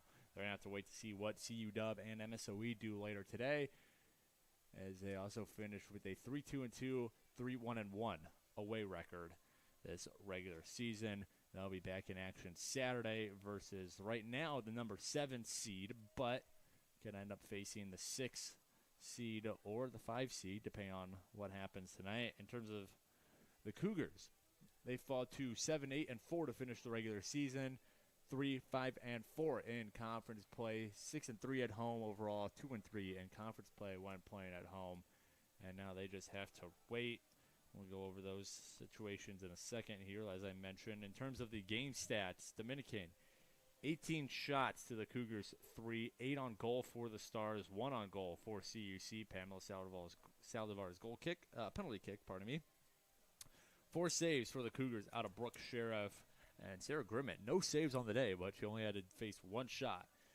13 fouls for the Stars, 9 for CUC, 8 corners for the Stars, and 2 for the Cougs. 3 offsides called on Dominican, just 1 on CUC. The Cougs getting their lone goal out of Pamela Saldivar on a penalty kick early in the game, 11:30 into the match. The Stars getting a showcase out of Grace Larson, 4 goals on the afternoon.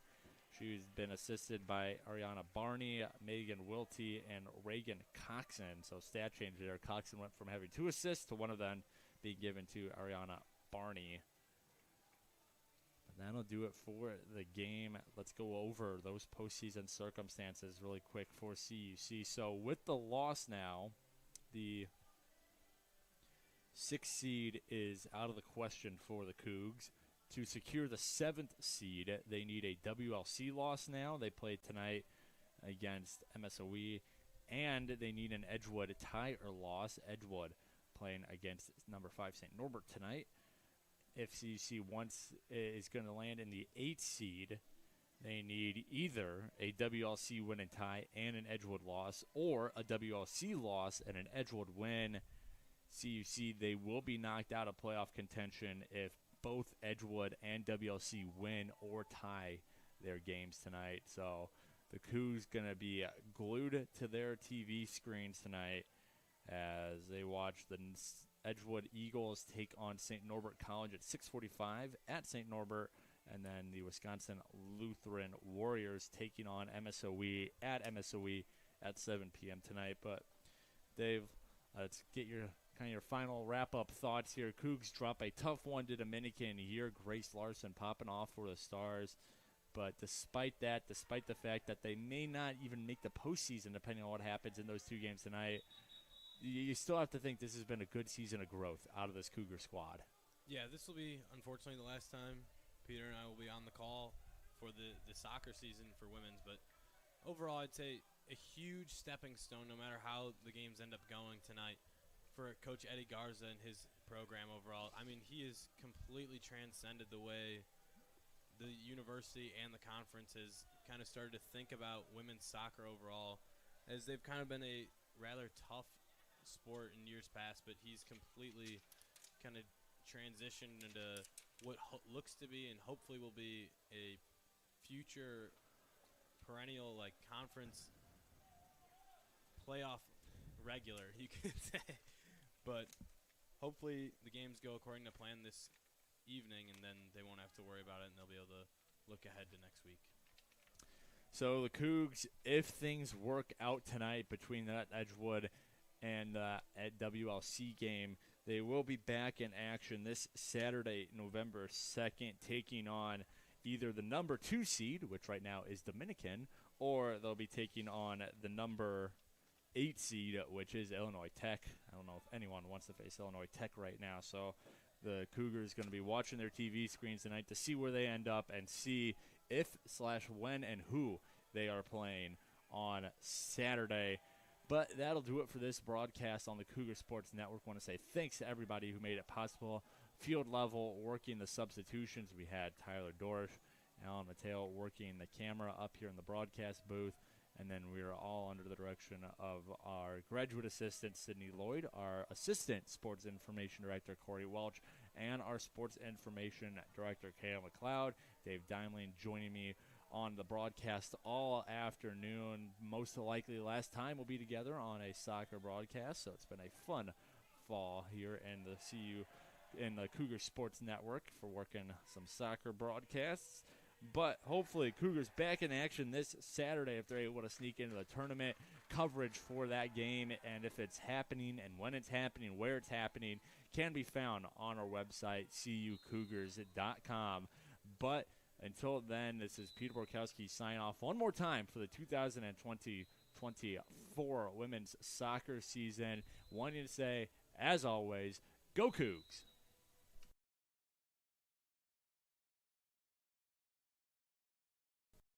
Thank you so much for tuning in to today's Concordia University Chicago Cougars Athletics broadcast. We hope to see you on campus very soon. If you would like to learn more about what Concordia Chicago has to offer, go to cuchicago.edu.